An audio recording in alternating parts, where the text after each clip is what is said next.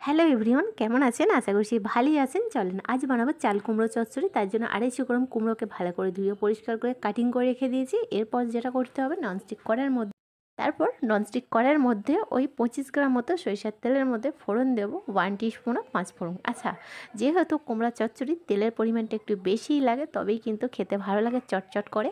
আচ্ছা, যতক্ষণ না ফ্লেভারটা বেরোচ্ছে ততক্ষণ আমাদের তেলের মধ্যে পাঁচফোড়নটা একটু ভেজে নিতে হবে।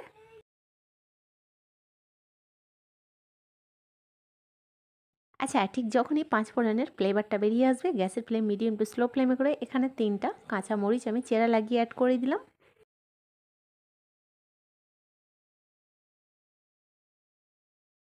আচ্ছা, 1 মিনিট পর কিন্তু এখানে বড় সাইজের একটা পেঁয়াজ স্লাইসভাবে কেটে অ্যাড করে দিলাম। পেঁয়াজটা কিন্তু ততক্ষণই ভাজতে হবে যতক্ষণ না পেঁয়াজের কালারটা পিঙ্ক কালার হয়ে আসছে।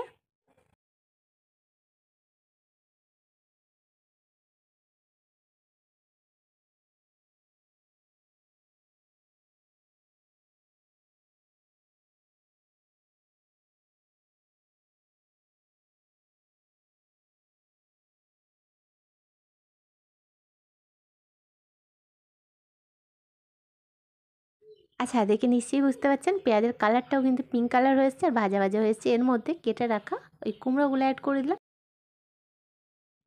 এরপর যেটা করতে হবে, বেশ কিছুক্ষণ আমাদের কষাতে হবে। ঠিক আছে, গ্যাসের ফ্লেম মিডিয়াম টু স্লো ফ্লেমে করে, যেহেতু কুমড়োর একটা কাঁচা স্মেল থাকে, এইভাবেই কিন্তু পেঁয়াজের সাথে তেলের সাথে বেশ কিছুক্ষণ কষাতে হবে, কোনো রকম মশলা অ্যাড না করে।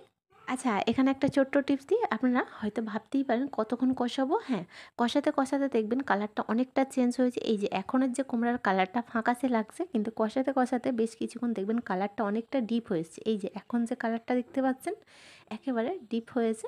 তো ঠিক দেখবেন এই স্টেজে আমাদের অনেকটাই কষানো হয়ে গেছে। তারপর হচ্ছে স্বাদ মতো লবণটা অ্যাড করে দিতে হবে।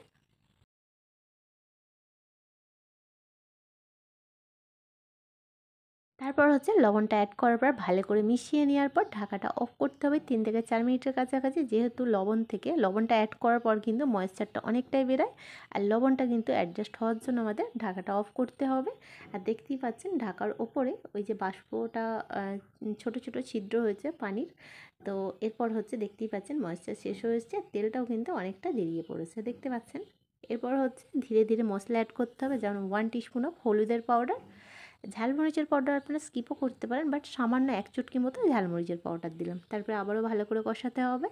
এই কুমড়া চচ্চড়ি কিন্তু পাঁচ ফোড়ন দিয়ে দারুণ একটা টেস্ট আনে, আর গরম ভাতের সাথে রুটির সঙ্গে অসাধারণ একটা টেস্ট আনে। আচ্ছা, মশলাটা অ্যাড করার পর ওই 3 থেকে 4 মিনিট মতো কষাতে হবে, যেহেতু মশলার কাঁচা স্মেল থাকে। তারপরে হচ্ছে ওই 5 থেকে 6 মিনিট মতো আমাদের এইভাবেই কিন্তু একবার করে মেশাতে থাকুন, আর 1 মিনিট মতো এইভাবে স্টপ করে রাখুন। তারপর হচ্ছে শেষের পথে 1 টিস্পুন ভাজা জিরার পাউডার অ্যাড করে দিলাম। জিরার পাউডার অ্যাড করার পর কিন্তু 3 থেকে 4 মিনিট মতো এইভাবে কষাতে হবে, যাতে জিরার পাউডারের ফ্লেভারটা কিন্তু কুমড়ার মধ্যে একেবারে অ্যাড হয়ে যায়।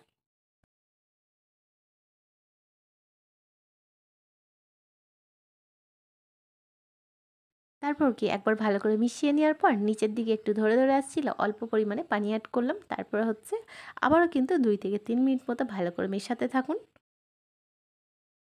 আচ্ছা, এরপর হচ্ছে কষাতে কষাতে গ্রেভির কালারটা এবং গ্রেভিটা অনেকটাও ঘনত্ব ভাব চলে এসেছে, আর কুমড়াটাও দেখতেই পাচ্ছেন একটু সিদ্ধ সিদ্ধ ভাব হয়েছে। এর মধ্যে টেস্টটা আরেকটু বাড়ানোর জন্য 1 টিস্পুন অফ চিনি অ্যাড করে দিন, তাহলে কী হবে, টেস্টটা অনেকটাই বেড়ে যায়, আর কুমড়া চচ্চড়ি কিন্তু অসাধারণ একটা টেস্ট এনে দেয়।